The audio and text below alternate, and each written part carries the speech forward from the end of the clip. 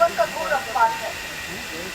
चाहे वो व्यक्ति प्रेम में पलायन करे, आत्महत्या करे, चाहे किसी राजनीति के तहत या किसी आर्थिक स्थिति के कारण पलायन करे, तो जीवन से पलायन नहीं करना चाहिए। हमारी श्रद्धांजलि है रोहित वेमुला के साथ। पूरा देश इकट्ठा हुआ था। मैं भी हैदराबाद यूनिवर्सिटी, सेंट्रल यूनिवर्सिटी में भी गई थी। उनकी माँ से मिलने की मैंने कोशिश की थी, लेकिन वो उनको आने में देरी हुई और उसी दौरान मेरी फ्लाइट वापस आ गई, तो मैं नहीं मिल पाई। इन भाइयों और बहन को मैं यही आश्वासन देना चाहती हूँ अपनी तरफ से कि जो इनकी इच्छा है कि देश भर की सभी यूनिवर्सिटीज़ को कोऑर्डिनेट करके एक मंच पर लाया जाए, उस काम को करने का मैं अपनी तरफ से बीड़ा उठाती हूँ। कल आप लोग मेरे ऑफिस में आए और बैठकर हम सारे नेटवर्क निकालेंगे। देश के हर स्टूडेंट यूनियन जो दलित समाज के हैं, हर यूनिवर्सिटी में, हर राज्य में, उनको एक मंच पर लेकर आऊंगी और हम ये प्रयास करेंगे कि किसी भी किस्म की राजनीति जाति के नाम पर या मेरिट के नाम पर इन संगठनों के विद्यार्थियों के साथ न हो, दलित विद्यार्थियों के साथ न हो। उसके लिए हम मिलकर प्रयास करेंगे और फिर से कोई और रोहित वेमुला न बने, इसका हम पूरा काम करेंगे इस पर। एक तो ये बात हुई। दूसरी बात ये है, मैं कल से बैठी हूँ यहाँ पर, आप लोग भी बैठे हैं, कुछ लोग नए हैं यहाँ पर, 50% लोग नए हैं। और कल सुबह के टाइम जैसे 1000-1200 लोग थे, धीरे धीरे सब निकल गए, कुछ खाने में लगे रहे, कुछ घूमने चले गए। वो ठीक है, 2 दिन का राष्ट्रीय अधिवेशन होता है तो ये सब तो होता ही है। आप जो नए लोग आए हैं, मुझे नहीं मालूम आप मेरे बारे में कितना जानते हैं, लेकिन सोशल मीडिया का ज़माना है, जानकारी तो होगी तभी तो आप पहुँचे हैं। मंच पर हर व्यक्ति आ रहा है, एक ही बात कह रहा है कि बाबा साहब ने बहुत संघर्ष किया, बाबा साहब ने ये किया, बाबा साहब का इतना बड़ा हमारे जीवन में योगदान है। और हम लोग दलित हैं, हम लोग पीड़ित हैं और हमें संगठन करना चाहिए। संगठन करने की बात हर कोई व्यक्ति कहता है, संगठन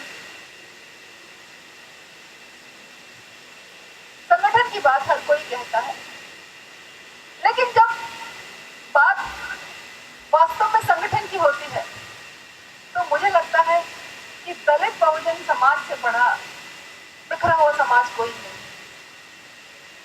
बल्कि यूँ कहिए कि दलित शब्द है, इसकी मैंने अपने तरीके से व्याख्या की है। जैसे कि हम दलित बोलते हैं तो मुझे कहते हैं हम दलित क्यों बोल रहे हो, हम कोई दलित नहीं है, हम तो बाबा साहब के बच्चे हैं, हम लोग एम्पावर्ड हैं, हम लोग आर्थिक रूप से भी समर्थ हैं, पढ़े लिखे भी हैं, तो हमें दलित क्यों कह रहे हो।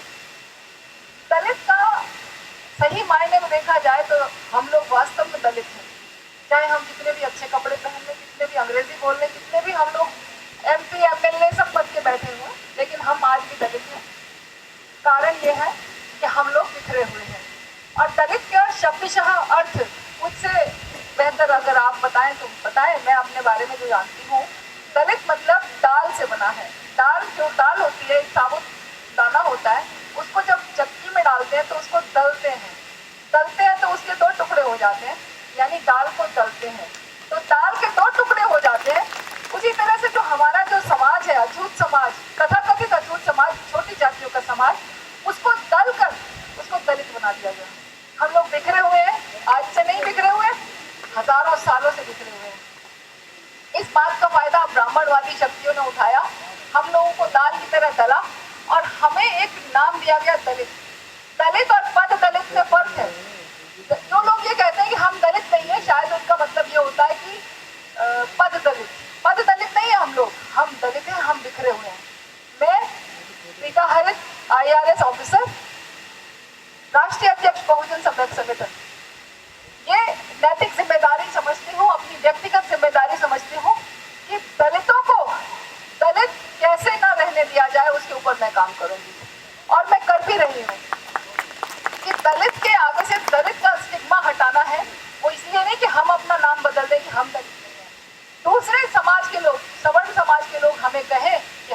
दलित नहीं है, ये जो है आगे बढ़े हुए लोग हैं, ये लोग एकजुट लोग हैं, ये लोग संगठित लोग हैं।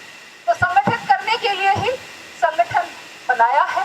ये तो लाखों संगठन है, हर कोई कह रहा है मैं 30 साल से संगठन कर रहा हूँ, मैं सामाजिक काम कर रहा हूँ, मैं इतने साल से कर रहा हूँ। सब कोई संगठन का काम कर रहे हैं, लेकिन क्या नतीजा निकला?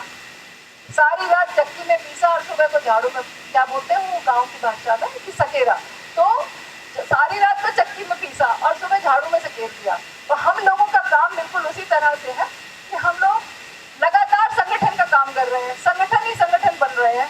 और बाबा साहब की जयंती मनाई जाती है, दिसंबर को बाबा साहब का परिनिर्वाण दिवस मनाया जाता है। एक आधा कोई फंक्शन सदगुरु महाराज जी रविदास का मनाया जाता है, कभी ज्योतिबा फूले महाराज की जयंती मनाई जाती है। एक आधा कोई शिक्षा के नाम पर या कोई सांस्कृतिक कार्यक्रम के नाम पे बनाया जाता है। इसके अलावा संगठनों का कोई काम नहीं है। कभी भी ये नहीं सोचा कि हमारे बच्चों को शिक्षा की कितनी आवश्यकता है।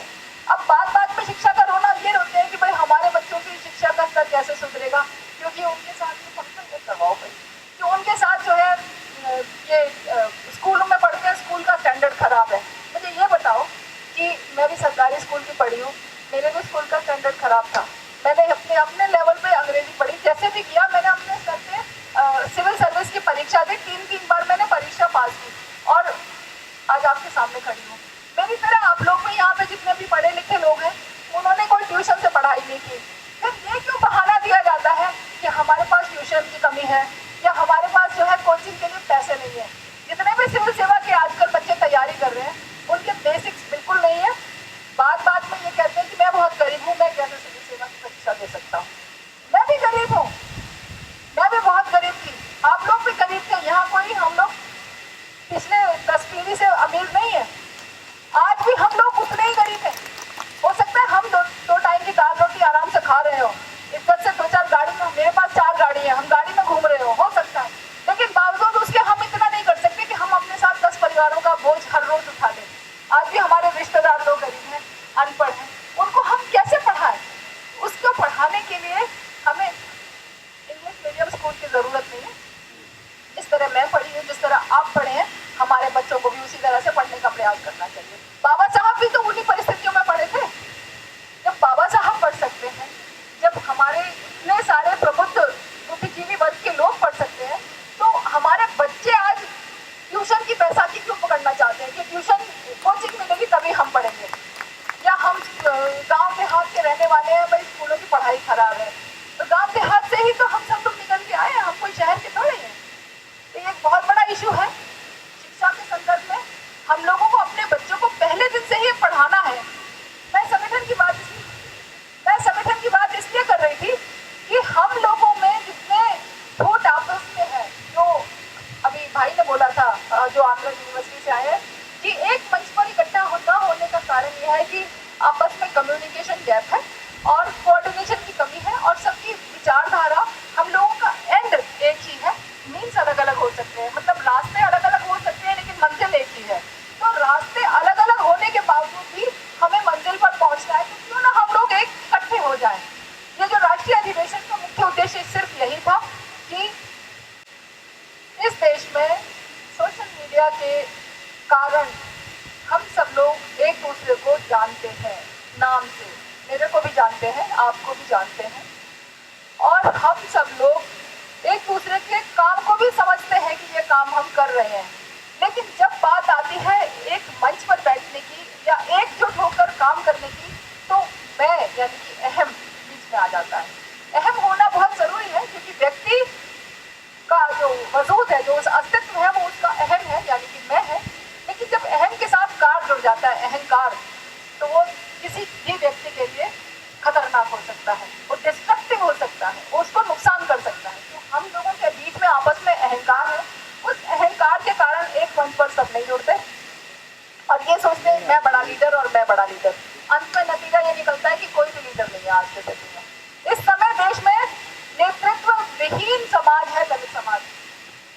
मैंने कल भी बात कही थी संख्या बल की। संख्या बल हुआ, लेकिन उस संख्या बल का हम करें क्या जब हम अपने शासक ही न बना पाए? हम दूसरों को शासक बना बना के सरकारों में भेजते हैं। दूसरों को हमने शासक बनाया और हम खुद शासक हुए। ये हम लोगों की सोच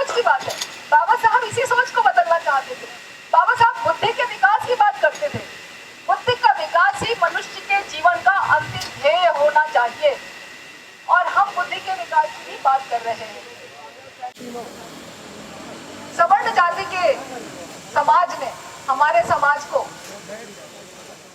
की भावना को, की बुद्धि को कुंठित कर दिया, कुंद कर दिया। हम उस स्थिति को समझें कि हमारे साथ कितना अपमान और अत्याचार हुआ, कि हम किस तरह से मूर्ख बनाए जाते रहे इस देश में। तो अब समय आ गया है अपने आप को मूर्ख बनने से रोकने का। अपने आप को मूर्ख बनने से रोकने के लिए जरूरी है कि हम लोग सबसे पहले अपना सुधार करें, अपने व्यक्तित्व का सुधार करें, अपनी सोच को हम बदलें कि हमारे महापुरुषों ने अपने अपने समय काल में, जीवन काल में संघर्ष किया था। सदगुरु रविदास महाराज ने ब्राह्मणवाद से, ढोंग और पाखंड से जबरदस्त संघर्ष किया था। उनके संघर्ष को हम समझें। इसी तरह साउथ में पेरियार स्वामी ने संघर्ष किया था, श्री नारायण गुरु स्वामी ने संघर्ष किया था, तो उनको समझें। महात्मा ज्योतिबा फूले ने संघर्ष किया था। तो इस संघर्ष को हम समझते हुए अपने जीवन में आत्मसात करें और अपनी तरफ से कोशिश ये करें कि हम हर वो हमको प्रयास करें कि हमारे साथ फिर से वो स्थिति ना दोहराई जाए जो हमारे पहले वाली पीढ़ियों के साथ दोहराई जाती रही। होता क्या है, सभा होती है, मीटिंगें होती है, बड़े बड़े संगठन काम करते हैं, उसके बाद घर जाके भूल जाते हैं। आज अगर यहीं पर कोई धर्म की सभा होती, मान लो कोई भी धर्म की सभा होती, किसी भी, मैं सवर्णों के धर्म की बात नहीं कर रही, अपने धर्म की बात कर रही हूँ, कोई सी भी बौद्ध धर्म की भी होती, गुरु रविदास जी महाराज के धर्म की होती, या अलग अलग क्षेत्रों में अलग अलग संतों की सभाएं होती है, तो इसी सभा में 50-60 हजार आदमी उपस्थित होता। ये मेरा अपना अनुभव है। पिछले हफ्ते मैं करनाल गई थी, करनाल में 60 हजार आदमी बैठा था, 60 हजार आदमी, और सुबह से शाम तक डटे रहे, सुबह से शाम तक। लेकिन जब आती है बात, मैं यूं कह रही थी कि ये 60 हजार आदमी है, यहाँ पे दिख रहे हैं, बल्कि और ज्यादा ही होंगे, ये वोट देने कहाँ चले जाते हैं? जब वोट देने की बारी आती है, वोट देने कहाँ चले जाते हैं? क्योंकि देखो चुन के कौन आता है, चुन के वो लोग आते हैं जो हमारे नुमाइंदे नहीं होते, जो हमारे समाज के प्रतिनिधि नहीं होते। वो कैसे पहुंच जाते हैं? तो उनको किसने वोट दिया? उनको हमारे उन्हीं लोगों ने वोट दिया। तो सोचो, जहां तक बाबा साहब एक बार ये कहा करते थे कि अपने घरों की दीवारों पर लिख दो कि हम इस देश के शासक हैं। दीवारों पर लिखने का समय तो गया, हमने तो सोचना ही छोड़ दिया कि हम इस देश के शासक हैं या थे कभी। सच्चाई में यह है कि हम लोग, बड़े दुख के साथ कहूंगी, हम लोग बिकने वाले लोग हैं। मान्यवर काशीराम साहब एक ना बिकने वाला समाज बनाना चाहते थे, एक ऐसा समाज जिसमें हम ना तो बिके और ना किसी को बिकने दें। लेकिन हुआ क्या? बिकाऊ समाज बन गया। हम पूरी तरह से बिकाऊ समाज है। जहां बात आती है, हर कोई ये कहता है मेरे पास पैसा नहीं है, मेरे पास पैसा। अरे तो जी रहे हैं ना, इतनी कठिन परिस्थितियों में भी हम जीते रहे।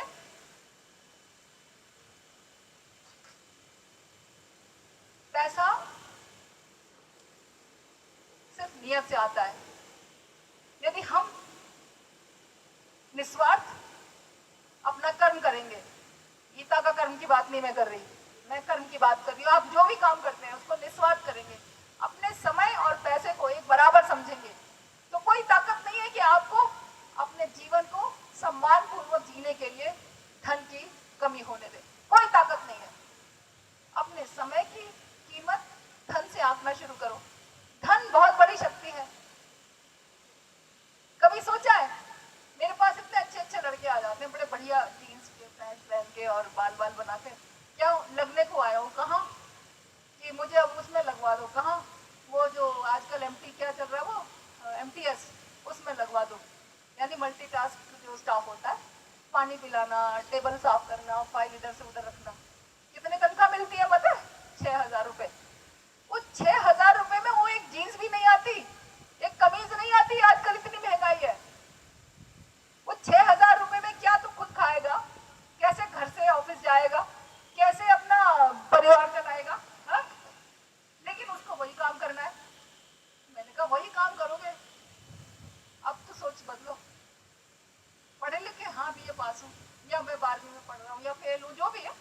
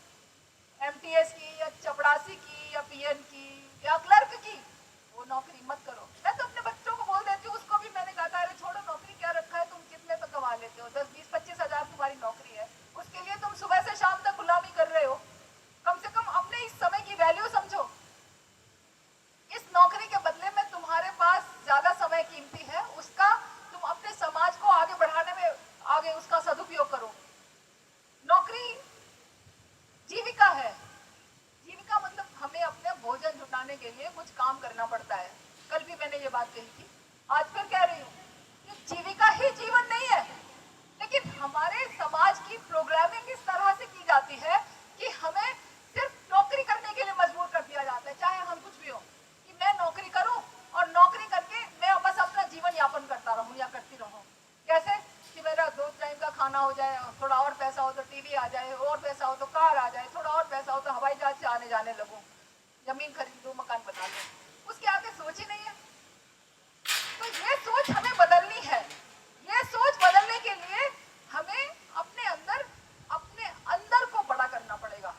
हमें इस दुनिया में लेने वाला, कंज्यूमर ना बन के देने वाला बनना पड़ेगा, गिवर बनना पड़ेगा, जो कि हमारे संत महापुरुष महात्मा थे।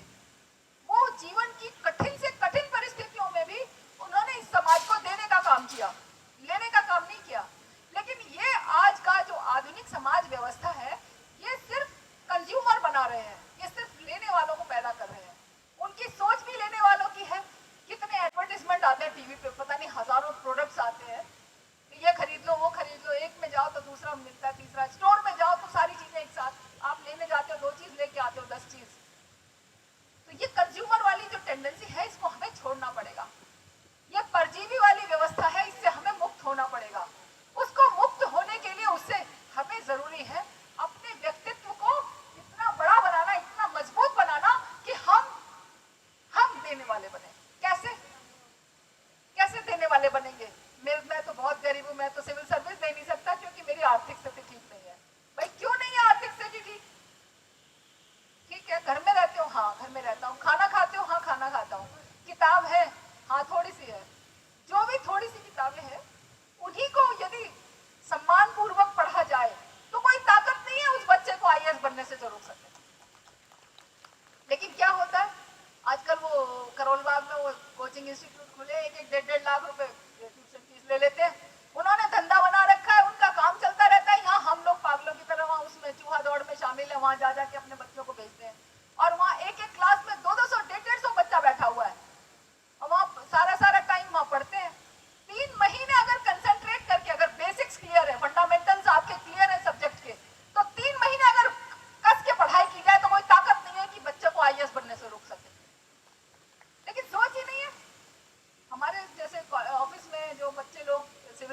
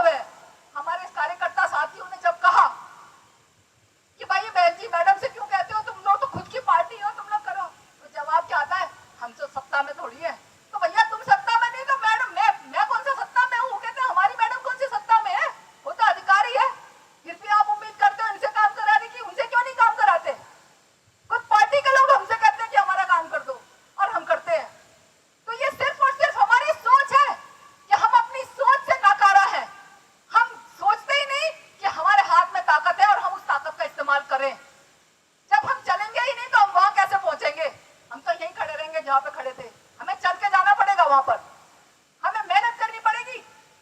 फिजिक्स का सिद्धांत है, भौतिकी का नियम है, हर क्रिया की बराबर और विपरीत प्रतिक्रिया होती है। Every action has got equal and opposite reaction. Late हो सकता है, जितना ज्यादा लेट होगा उतना ज्यादा बलपूर्वक रिएक्शन होगा, लेकिन होगा जरूर, होगा जरूर। ये कुदरत है ना, ये सृष्टि ऐसे ही नहीं चल रही है। अगर इस सृष्टि में किसी एक सत्ता ने दूसरी सत्ताओं को रोका, काबू किया, जाति के नाम पर, धर्म के नाम पर, संप्रदाय के नाम पर, 1000 साल, 2000 साल, 2500 साल, 3000, इससे ज्यादा नहीं रोक सकते। वापस प्रेशर के साथ जिन सत्ताओं को रोका गया, जाति के नाम पर कुंदित और कुंठित किया गया, वो सत्ताएं वापस उनके ऊपर अटैक करेंगी और वापस उसका ऑपोजिट रिएक्शन होगा। इक्वल ऑपोजिट, जितना डिले होगा उतना ज्यादा स्ट्रॉन्ग रिएक्शन होगा। समय आ गया है इस रिएक्शन को स्ट्रॉन्ग करने का। मैं कहती हूँ आप लोगों को, जब मैं लीडर होकर खड़ी हूँ, मैं संविधान को पूरी तरह से अपना धर्मशास्त्र, अपना धर्म ग्रंथ मानती हूँ। मैं संविधान को उसके मूल रूप में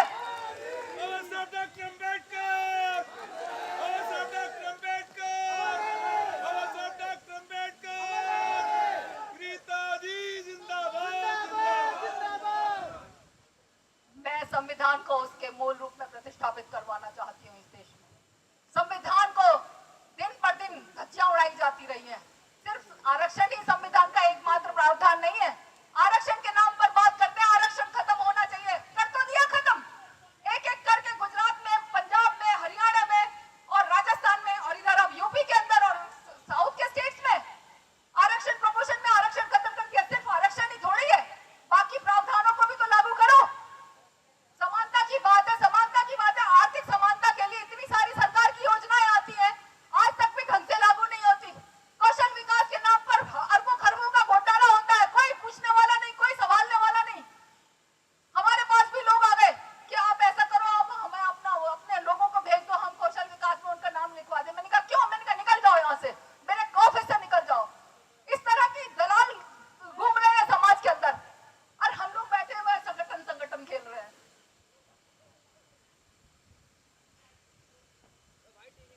अब समय आ गया है, समय आ गया है।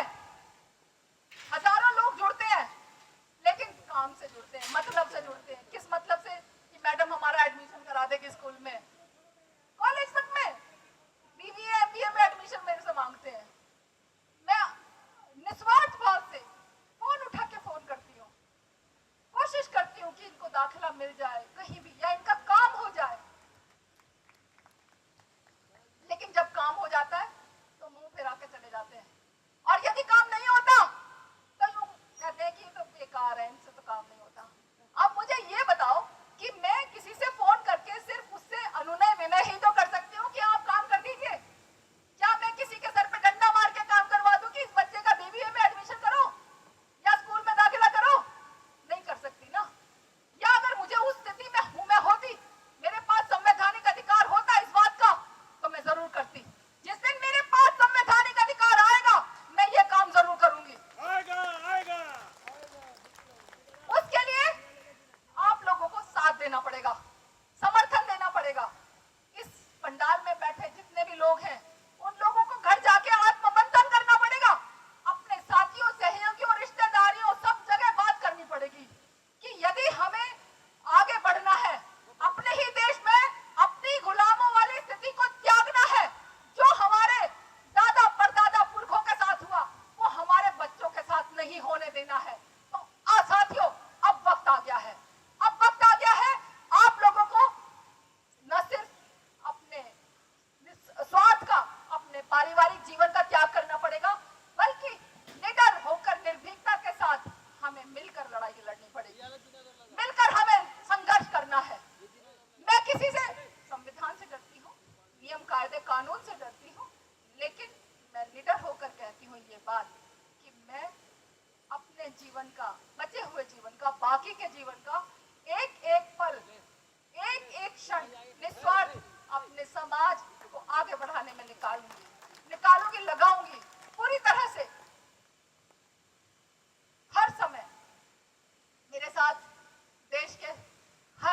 से लोग जुड़े हैं मेरे साथ बहुजन समाज संगठन के साथ, बाबा साहब के साथ, मान्यवर काशीराम साहब के साथ। मेरा कहने का मतलब यह है कि लोगों में भावना तो है, लेकिन तब क्या हो जाता है जब हमारे पास कोई मुद्दा आता है, या मुद्दा होता ही क्यों है, ऐसी स्थितियां आती ही क्यों है कि हमारे समाज के साथ ये अपमानजनक घटनाएं सिर्फ हमारे ही लोगों के साथ होती है कि जाति के नाम पर अपमान करते हैं, बलात्कार करते हैं। क्यों होता है? पिट के क्यों आते हो? मेरा एक भाई है छोटा, उसके माता पिता को पीट दिया किसी ने खेत में, मेरे को शिकायत कर रहा था, FIR करेंगे, ये करेंगे। मैंने कहा उससे पहले कुछ और होता है कि होता है, मैं कर दो काम। वो काम कर दिया, बराबर हो गई बात। मैंने कहा आप करोगे FIR कि नहीं? मैं कहा बस ठीक है, यही संदेश दो। किसी ने कहा है कि चाटा खाने के लिए एक गाल आगे करो तो उसके बाद दूसरा भी आगे कर दो, दूसरा खाए। ऐसा नहीं, जो गाल की जगह थप्पड़ क्यों नहीं बनते हो? थप्पड़ बनो, गाल मत बनो। बहुत समय हुआ, हजारों साल हो गए गाल बनते बनते। एक गाल पे भी पड़ा, दूसरे गाल पे भी पड़ा, पिछवाड़े पे भी पड़ा। बेशर्मों की तरह बिल्कुल हम लोग शर्म की जिंदगी जी रहे हैं। बड़ा अपमान महसूस करती हूँ। अभी कौन बोल रहा था कि मैं दलित हूँ और मैं बड़ा गर्व से कह रहा हूँ? इसमें गर्व की कौन सी बात है जो मैं दलित हूँ? तो अपमान की बात है। कल एक भाई कौन था, वो रीवा से आया था, MP से, वो अपना नाम बता रहा था, चमार, क्या नाम था उसका, अनिकेत चमार। मैंने बोला सिर्फ अनिकेत बोलो, अनिकेत कुमार बोलो, जो मर्जी बोलो, पर चमार क्यों बोलते हो? कह रहा वो मेरी जाति है। मैंने कहा गाली है, गाली तेरे नाम के साथ गाली है। तू गाली लेके अपने गौरव से कह रहा है कि हाँ मैं चमार हूँ। उसके बाद हमारे विनीत भाई को नंबर नोट कराया। नंबर नोट करते समय वो अपना नाम लिखा रहा था अनिकेत। मैंने कहा अब चमार, यानी आज से चमार नहीं बोलूंगा। तो ये सोच बदलनी है हमें। यहाँ लोग लगा रहे हैं, किसी ब्राह्मण को जाति का नाम लगाते देखा है? सतीश ब्राह्मण कोई लगाता है? तो हम क्यों लगा रहे हैं अनिकेत चमार? क्यों लगाते हैं बौद्ध? किसी हिंदू को अपने नाम के साथ लगाते देखा है? हिंदू या किसी भी जाति धर्म समाज के व्यक्ति को नंबर लगाते देखा है? तो हम क्यों लगाए बौद्ध? इसका मतलब हमारे अंदर कहीं कॉन्फिडेंस की कमी है, आत्मविश्वास की कमी है। उस आत्मविश्वास को ही बढ़ाना है। किसी से कम नहीं हो। वही आंख है, वही नाक है, वही बुद्धि है, वही सोच है, वही हाथ पैर है, वही मेहनत करने की ताकत है।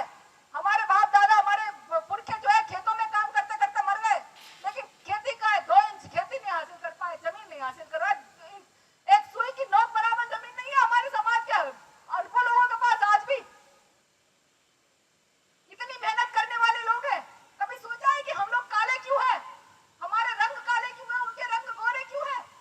इसलिए कि हमारे पुरखे उन गोरों के घरों में, उनके खेतों में काम करते करते धूप में पक पक के काले हो गए, और हम पीढ़ी दर पीढ़ी काले पैदा होते रहे, और वो अपने घरों में, महलों में, अट्टालिकाओं में बसे रहे, वो गोरे होते चले गए। यहाँ रंग भेद भी है। अमेरिका में तो सिर्फ रंग भेद, नस्ल भेद था। यहाँ जाति भेद भी है,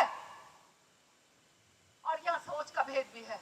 हमारी सोच को खत्म कर दिया।